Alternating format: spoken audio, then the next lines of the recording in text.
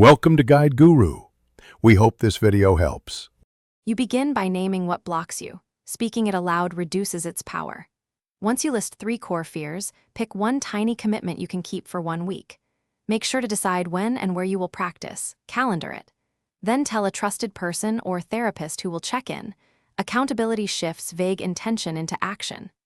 This initial momentum matters because small, repeatable wins change identity and make larger commitments feel attainable.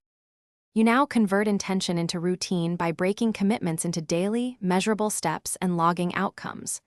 Once done each day, answer 3 quick questions: what I did, what felt hard, and 1 adjustment. Make sure to use gradual exposure. Lengthen time or intensity by about 10 to 20% weekly so you don't trigger overwhelm.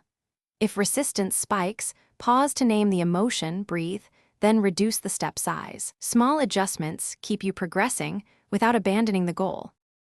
You complete the process by reinforcing gains. Celebrate concrete wins and log 3 successes each week to rewire belief.